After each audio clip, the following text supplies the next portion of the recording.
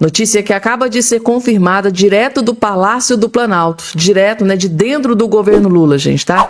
A notícia que acaba de ser confirmada é que uma grande autoridade do alto escalão da política brasileira acaba de ser internada em estado gravíssimo, é gravíssimo mesmo. E eu vou trazer aqui essa notícia que devastou o governo Lula agora, gente, tá? Neste exato momento. Outra bomba que acabou de explodir, gente, tá? Na verdade, é uma notícia explosiva, gente, que atingiu em cheio o ministro Alexandre de Moraes e Dias Toffoli, gente, tá? A chapa definitivamente esquentou para o lado do Dias Toffoli, principalmente de Alexandre de Moraes. Por quê? Novas provas do celular de Daniel Vorcaron acabaram de explodir agora, neste exato momento. Novas provas do celular do Daniel Vorcaron acaba de explodir.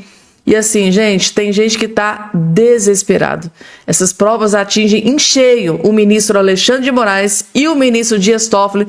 Novas informações, novos desdobramentos sobre o escândalo do caso Márcia, que atingiu em cheio Moraes e Dias Toffoli. Claro que eu vou trazer essa bomba que acabou de ser confirmada.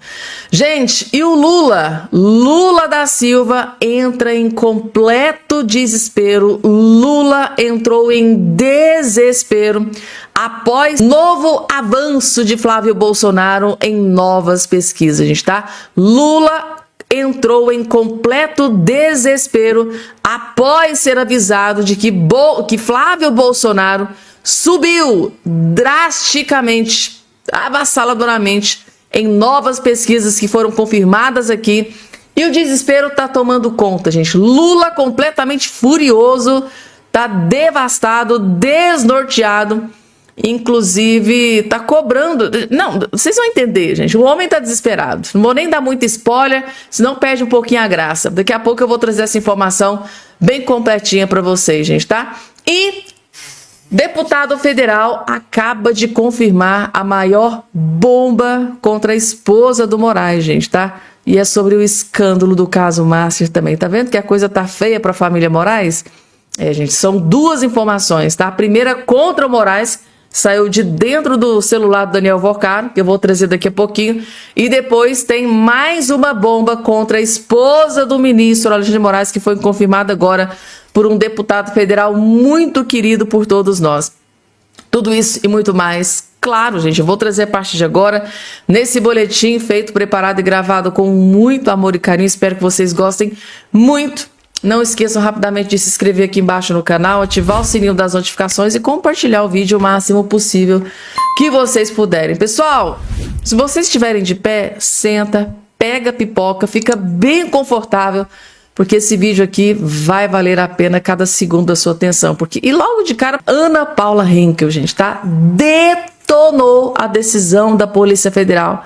Porque segundo o laudo da Polícia Federal, mesmo correndo grave risco de morte dentro da prisão, segundo o laudo da Polícia Federal, Bolsonaro ainda pode ficar na prisão em regime fechado. Ana Paula Henkel destruiu esse laudo da Polícia Federal, sem dó e nem piedade. Vejam só. Então, Paula, nós temos um Ministério dos Direitos Humanos. O Brasil tem isso, Ministério dos Direitos Humanos. E, no entanto, eu acho que a última coisa que essa pasta coloca em ação é a defesa dos direitos humanos. Só defende os direitos humanos de um lado do espectro político e ideológico. Isso agora é mais claro ainda. E é um relatório, Paula, quando a gente lê... bate até uma certa nostalgia, uma tristeza, porque é um relatório que vem da Polícia Federal e é um relatório que tem um peso político, né? Não é um relatório técnico apenas, é um relatório político da Polícia Federal. A outrora grande Polícia Federal, ainda tem muita gente boa na Polícia Federal, a gente sabe disso, mas infelizmente a imagem que a Polícia Federal passa hoje é como uma polícia privada do lulopetismo, do ministro Alexandre de Moraes, do Lewandowski, né? Quando o ministro da Justiça. Então o peso desse laudo é um peso político e é um laudo completamente assimétrico quando se trata de prisão domiciliar, porque fica muito óbvio que o rigor ele varia muito conforme quem é o réu. né? E o que o réu significa? Porque esse tipo de relatório, ele não foi apresentado, por exemplo, para a prisão agora domiciliar do ex-presidente Fernando Collor de Mello, que está em casa com bipolaridade, com comorbidades, né, com doenças, está numa prisão domiciliar. Eu não sou médica, mas o presidente Jair Bolsonaro tem uma situação de saúde bem mais grave do que o ex-presidente Fernando Collor de Mello. O presidente Jair Bolsonaro ele está ainda num período praticamente pós-cirúrgico, ainda se recuperando de uma cirurgia recente. Então, Paula, o Alexandre disse, né, que cada ministro estabelece limites e é assim que a gente se sente no Brasil, infelizmente, sendo que o limite deveria ser a Constituição. E aí, quando tudo converge para o gabinete de um ministro, para a vontade daquele ministro, aí a Justiça deixa de ter a bússola constitucional, né, a Constituição deixa de ser a bússola constitucional e aí passa a ser personalizada. E isso não fortalece de jeito nenhum a decisão do ministro Alexandre de Moraes ou a sua suposta força, mas faz o oposto, né? Fragiliza a sua legitimidade e é isso que nós estamos vendo. Quem é o réu e o que ele ainda significa no campo político. Este é o medo do sistema. É o medo do sistema, né, gente? Mas por quê? Qual é o medo do sistema, né, em enviar o Bolsonaro para prisão domiciliar? Porque a própria Ana Paula Henkel aqui repetiu aquilo que eu venho dizendo para vocês já há várias semanas. Que por muito menos, ou seja, o ex-presidente Fernando Collor tem problemas de saúde? Tem. Mas nem se compara com a gravidade que tem o Bolsonaro tem várias comorbidades, inclusive foi apontado nesse laudo, né? Acho que 7 ou 8 comorbidades, coisa grave mesmo, inclusive foi exposto pela própria Michele Bolsonaro, para o próprio Alexandre de Moraes, para o Gilmar Mendes. E mesmo assim, esse laudo da Polícia Federal, após apontar cerca de 7 comorbidades, que está sofrendo o Bolsonaro, que passou aí por cirurgia recentemente, teve uma queda brusca que resultou em traumatismo craniano leve. Mesmo após tudo isso, mesmo após o próprio laudo revelar que ele corre seríssimos riscos de morrer dentro da prisão, mesmo assim, e revelar que ele tem lá 7 comorbidades, 7 problemas graves de saúde, aí depois, não, mas tá tudo ok, ele tem esses problemas graves, mas ele pode permanecer na prisão em regime fechado. Então, assim, gente, esse é o retrato de uma... gente, não tenho nem... Se eu for falar o que eu penso aqui, gente, tá? É até perigoso, mas assim, é triste, é cruel, é covarde o que estão... É covardia o que estão fazendo com o Bolsonaro.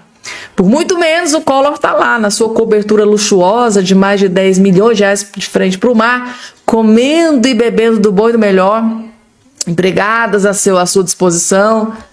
Tá lá, gente, tá? E o Bolsonaro?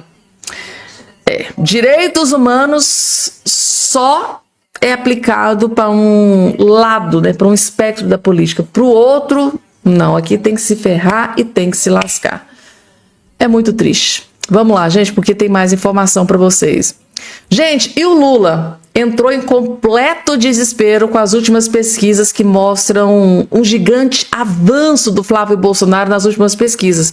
E o Lula agora partiu para o tudo ou nada. Inclusive, tá aqui recrutando os seus cupinchas, os seus companheiros.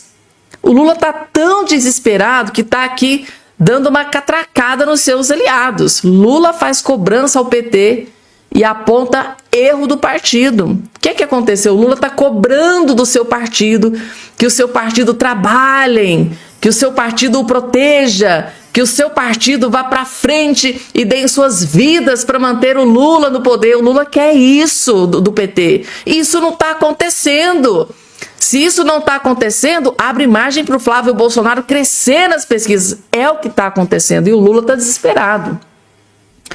Tá aqui matéria da revista Veja. Em discurso em Salvador, em evento para celebrar os 46 anos do PT, o Lula da Silva fez, nesse sábado 7, uma autocrítica direta à sigla. O petista voltou-se para dentro do próprio campo político e reconheceu que erros, especialmente conflitos de interesses, conflitos internos, custaram caro a legenda ao longo dos últimos anos. Ao lembrar o período em que o PT governava grandes cidades da região metropolitana de São Paulo, o presidente questionou em tom reflexivo que é que levou ao esvaziamento do partido em redutos históricos. Alguma coisa nós erramos, afirmou, defendendo que a legenda precisa reconhecer suas falhas para não persistir no erro. O que Lula reconheceu como erro no PT? Lula citou explicitamente o enfraquecimento do partido em cidades como Santo André, São Bernardo, seu próprio reduto, Diadema, Mauá, Osasco, Guarulhos, antigas vitrines do petismo, né? Para ele, o problema não foi apenas eleitoral, mas político e organizacional, ou seja, uma tragédia, né? O PT, o partido Lula, os seus companheiros, estão uma verdadeira tragédia, ineficiência, incompetência, e isso pode custar muito caro para o Lula aqui neste ano eleitoral, e por isso está aí em completo desespero, porque nas últimas pesquisas que vocês vêm acompanhando, o Lula está estagnado. Flávio começou ali a cerca de 16 pontos, né, abaixo, está crescendo de forma avassaladora, e para passar o Lula, gente, está assim, ó, tá por um triz, aí começa o desespero. Falando nisso, gente, falando em desespero, deixa eu trazer aqui, eu vou só complementar o que eu estou trazendo já há uns 3 dias aqui nesse canal. Por que eu estou insistindo tanto nisso aqui?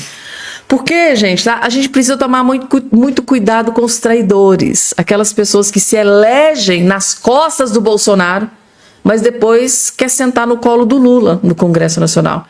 É o caso aqui do Ciro Nogueira. Ele se elegeu nas costas do Bolsonaro, foi ministro-chefe da Casa Civil do Bolsonaro, já foi considerado o maior aliado do Bolsonaro durante a gestão, da então gestão do Bolsonaro, e agora tá louco para sentar no colo do Lula. Depois que o Bolsonaro foi preso, como se diz, o Bolsonaro não me serve mais, tá preso, né? Né, Ciro Nogueira? É mais ou menos assim, com o Bolsonaro preso, agora eu estou livre para sentar no colo de quem eu quero. E para onde ele está se bandeando? Isso aqui é um covarde.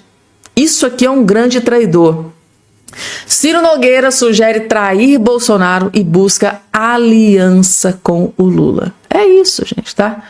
E essa notícia saiu aqui no portal de notícias BNC, ó.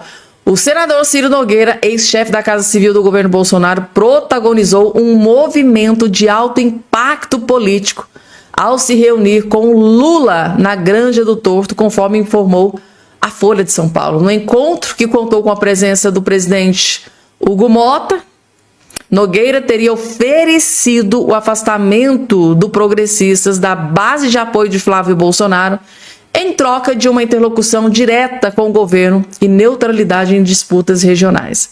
A estratégia do senador de rifar a pré-candidatura do filho 1 do Bolsonaro detonou uma crise de confiança na oposição. Que confiança, né?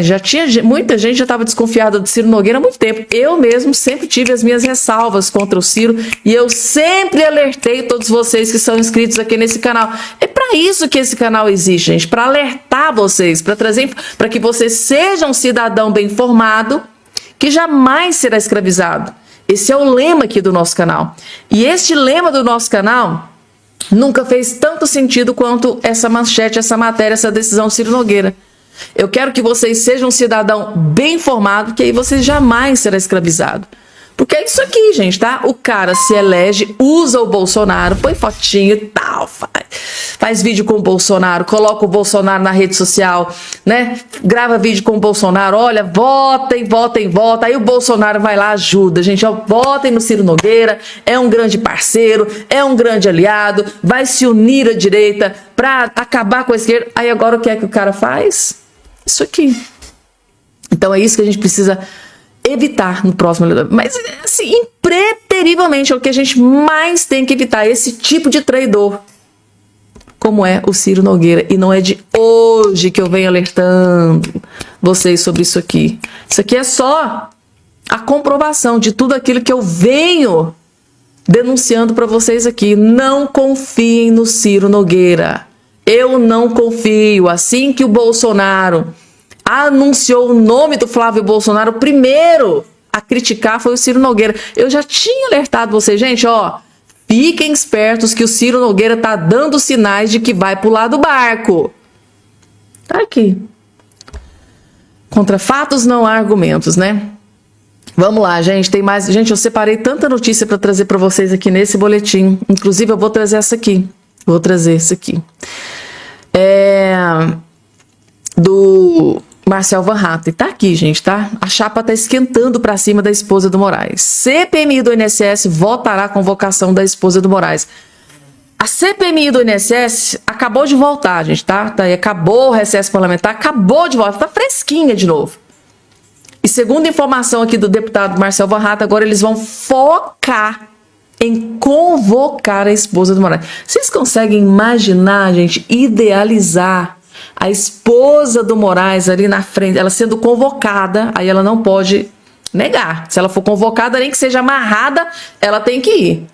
Vocês conseguem imaginar a esposa do Moraes sendo indagada, questionada, os parlamentares indo para cima com tudo em cima dela, enchendo ela de perguntas? Meu Deus do céu, gente, Brasília vai parar se isso acontecer. A República vai implodir o sistema. Tá aí, então, notícia confirmada, vão sim para cima da esposa do ministro Alexandre de Moraes. Será convocada para dar explicações na CPMI do INSS. E agora, grande aliado de Lula da Silva, grande aliado histórico do Lula da Silva, o Otto Alencar foi internado, gente, tá? Em estado grave.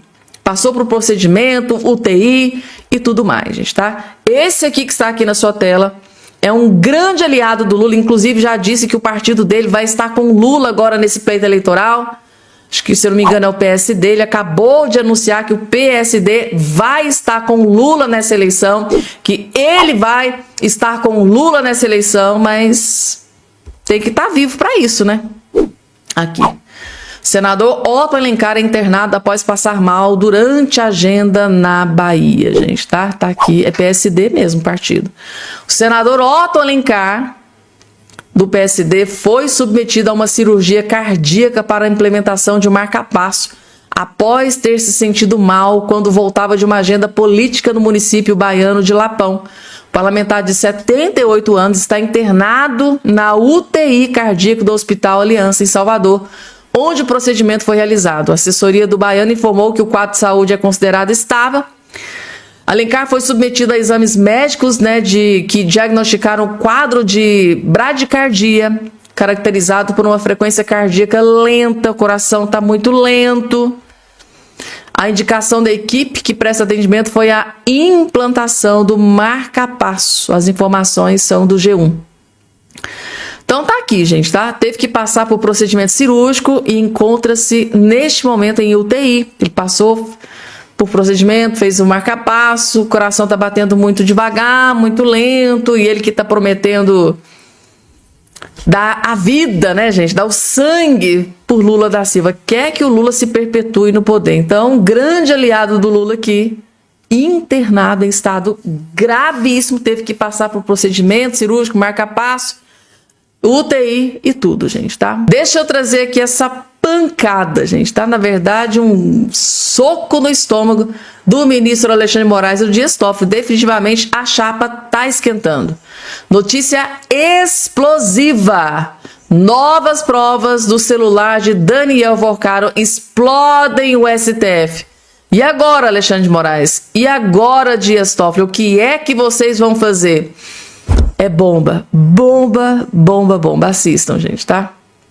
Uma bomba que saiu na coluna do Lauro Jardim, uma bomba que saiu na coluna do Lauro Jardim, e eu vou explicar aqui para vocês. Tem 3 pontos relevantes que o Lauro Jardim traz na sua coluna e que, se forem investigados adequadamente, seja pela Polícia Federal, seja pela CPI, CPMIs do Congresso, podem resultar em uma queda, mas numa queda feia dos ministros do STF. No mínimo, o Toffoli e o Moraes. Eu vou te contar isso agora, mas antes, vou pedir que você se inscreva aqui no canal, e que você também deixe o seu like, deixe o seu joinha. Veja só, a Polícia Federal está investigando a relação da empresa Meredith, que é uma empresa da família do Toffoli e que intermediava negócios, inclusive do resort do Tayaya, até porque Meredith, DT, é Dias Toffoli. Óbvio, muito provavelmente é isso. Essa Meredith, a Polícia Federal está investigando a relação dela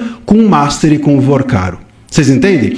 Há suspeitas de que a Meredith recebia dinheiro de escritórios de advocacia. E aí você vai se lembrar que a imprensa já revelou que o Master pagava escritórios de advocacia, pagava uma fortuna para esses escritórios. Só no ano passado, R$500 milhão, 580 milhões de reais, inclusive para a esposa do ministro Moraes, que tinha um contrato de 130 milhões de reais com o Master. Ou seja, o que a coluna nos dá a entender é que o Master podia estar pagando escritórios, que esses escritórios estavam pagando a Meredith, e aí é que precisa ser investigado melhor. Essa Meredith distribuía esse dinheiro para quem? Seria para os ministros? Seria para o Toffoli? Seria também para o Moraes? Seria para quem? Se essa Meredith estivesse distribuindo dinheiro, se a investigação chegar nisso, o Toffoli e o Moraes caem. E caem feio, porque isso pode ter, inclusive, crimes graves envolvidos. Eventualmente, estou aqui só numa eventualidade, a gente pode estar diante até mesmo de lavagem de dinheiro. Porque veja só, se o Master pagava escritórios, os escritórios pagavam a Meredith e a Meredith distribuía dinheiro para os ministros, bom, você tem uma linha aqui que o Master está pagando os ministros. Agora, pagando para quê? Com que dinheiro? Dinheiro de onde? Então, assim, isso tudo é muito sério. É muito sério. E precisa ser investigado. E tomara que seja. E tomara que seja. E tomara que isso aqui que a gente está cogitando como uma possibilidade não ocorra. Porque é muito grave que um ministro ou que ministros do STF estejam envolvidos em algo assim. Segundo ponto que o Lauro Jardim traz. O celular do Vorcaro tem mensagens de Fabiano Zettel, que é cunhado do Vorcaro e que está preso. Lembram-se desse caso? E nessas mensagens ele manda liberar pagamentos porque estaria sendo insistentemente cobrado. Pagamentos cobrado por autoridades da República. Que autoridades? Seria o Moraes? Será que o Moraes estava cobrando para que os pagamentos viessem para sua esposa? Bom, isso é hiper grave. Mas essa suspeita não é infundada, porque a imprensa revelou que o Vorcaro mandou atrasar menos tudo podia atrasar, menos os honorários da esposa do Moraes. Então, se o Moraes estivesse ali cobrando, insistindo para que os pagamentos ocorressem, mais um troço gravíssimo. E o terceiro ponto que o Lauro Jardim traz é o seguinte: ministros do STF foram avisados de que as investigações do Master respingariam com força na corte. E por isso, inclusive, eles estão tentando barrar tudo quanto é CPI. Porque a CPI às vezes não dá em nada, mas revela muita coisa. Isso dá a entender que os dois fatos anteriores, né, que a gente mencionou, esses dois pontos anteriores, estão realmente relacionados, ou possivelmente relacionados ao Moraes e ao Toffoli. Senão, não tinha por que eles estarem alerta, impedindo ou tentando impedir ou pressionar para que as CPIs não fossem adiante. O STF, se as investigações forem feitas e forem feitas de forma livre, meus queridos, nós podemos ter o STF implodido, sobretudo pela atuação desses dois ministros, Moraes e Toffoli. É um negócio de arrepiar os cabelos nossos, né? Porque eles não têm. Uma bomba que sai... Principalmente Alexandre de Moraes, né? É um escândalo cabeludo, gente, tá? Notícia explosiva, gente. Acabou de implodir Brasília neste exato momento, né? Novas provas do celular de Daniel Vorcaro explodem o STF, gente, tá? E essa notícia atingiu em cheio o ministro Alexandre de Moraes e o ministro Dias Toffoli, gente, tá? Quem será essa autoridade da República que estava cobrando, né, o Vorcaro através do seu cunhado para pagamentos, né? Olha, queremos mais dinheiro, queremos pagamento, queremos dinheiro. Quem será, gente, essa autoridade? Que bomba que o Lauro Jardim acabou de explodir, gente, tá? Meu Deus do céu. E segundo aqui, esses 3 pontos, né, elencados pelo doutor André Marcílio, um dos maiores juristas desse Brasil. Se isso aqui, gente, tá, eventualmente for investigado pela ala boa da Polícia Federal e for surgindo provas, se for descoberto provas de tudo isso aqui, esses ministros podem cair, segundo o doutor André Marcílio, se isso aqui tudo que foi revelado for provado, ou através da Polícia Federal, ou através da CPMI, agora deu para entender o desespero, né, gente, tá? Por que Alexandre de Moraes, Dias Toffoli não estão querendo, né, a abertura da CPMI do Banco Master? Agora a gente vai começando, né, a encaixar as peças do quebra-cabeça e as coisas começam a fazer sentido. Eu acho que depois aqui dessa matéria do Lauro Jardim, depois da explicação aqui do doutor André Marcílio, dos maiores juristas desse Brasil, eu acho que agora, gente, vocês não têm mais nenhuma dúvida do porquê do desespero de Alexandre de Moraes e Dias Toffoli para que não seja instaurada a CPMI do Banco Master. Mas, ao que tudo indica, que a gente tem ali algumas informações de bastidores de Brasília, não vai ter para onde correr, gente, tá? Parece que vai ter CPMI do Banco Master, sim. E esse é um assunto que eu vou explicar num outro boletim para vocês. Eu tenho certeza que vocês vão gostar dessa notícia. Agora chegou a vez dele, gente, tá? O grande mestre jornalista Alexandre Garcia, gente, acaba de soltar a maior bomba contra Luiz Inácio Lula da Silva. E essa bomba que o Alexandre Garcia descobriu e revelou agora aqui nesse vídeo, gente, tá? É simplesmente devastador, gente. É uma notícia devastadora contra o Lula da Silva. E em ano eleitoral, então, é uma tragédia para o Lula. Assistam até o finalzinho que vocês vão entender. Vejam só. Essa semana, Lula de novo se envolveu em erro de CEP. Da outra vez foi Curitiba, e não São Paulo, Brasília. Agora, fez discurso político na reabertura do Supremo, em vez de fazê-lo na arena política, na reabertura do Congresso. Errou o endereço lá na Praça dos Três Poderes. Isso foi inédito, porque sempre quem fala na reabertura do Supremo é só o presidente do Poder Judiciário, Fachin no caso, né? O chefe do Executivo apenas ouve em respeito ao outro poder. Mas Lula aderiu à hipertrofia do Supremo e deixou o Rui Costa para representá-lo no Congresso. Afinal, na outra troca de CEP, ele teve vantagem, né? E agora tem que mostrar agradecimento ao Supremo. Entre cumprir o juramento de defender a Constituição e defender o Supremo, Lula foi além das linhas de independência e harmonia, como tem ido. Não perdeu nada deixando de ouvir os discursos de Mota e Alcolumbre. Se ele tivesse lido essa de Queiroz, os acharia muito semelhantes aos pitacos do conselheiro Acácio. Já o discurso de 13 minutos de Lula no Supremo é imperdível. Chegou ao ápice quando mencionou a esperança renovada porque o Brasil é maior do que os golpistas ou traidores da pátria. Aí até a agência oficial manchetou: Brasil é maior que golpistas. É o que todos nós, você também, temos percebido ao longo dos anos. O Brasil foi maior que o golpe dos anões do orçamento, maior que os golpistas do mensalão. O golpe do Petrolão, segundo a Polícia Federal, desviou 42,6 bilhões da Petrobras. Quem golpeia uma empresa do povo brasileiro, sem dúvida, como afirma Lula, também é traidor da pátria. Agora temos os golpistas dos idosos na Previdência, que desviaram dos velhinhos 6 bilhões. Os golpistas do Master, que estão sugando 42 bilhões do Fundo Garantidor de Crédito do seu dinheiro. Sim, o Brasil é maior que os golpistas, porque resiste, embora dilapidado nos impostos suados dos brasileiros.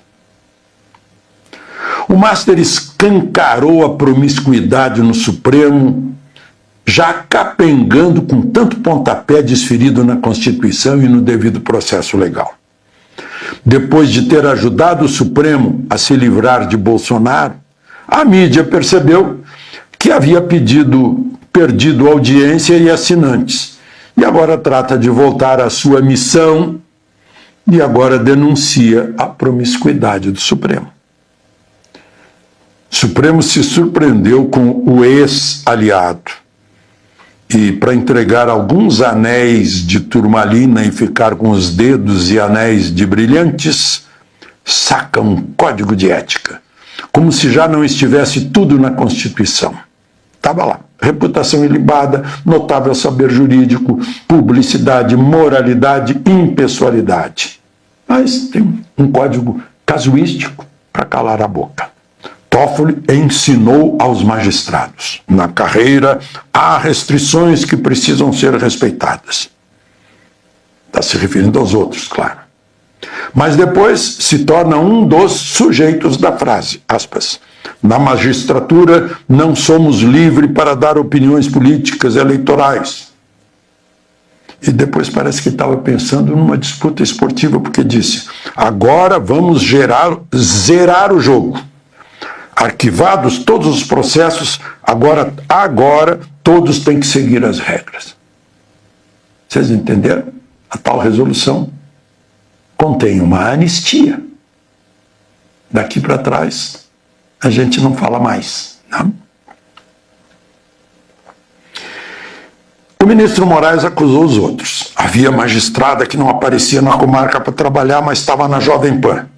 Magistrados que ensinavam um advogado a fazer defesa, juízes que queriam ser influencers nas redes sociais. Isso é incompatível. E depois Moraes foi bem lapidar. Os magistrados, inclusive os desta Suprema Corte, não julgam nunca processos em que tem ligação. O magistrado está impedido.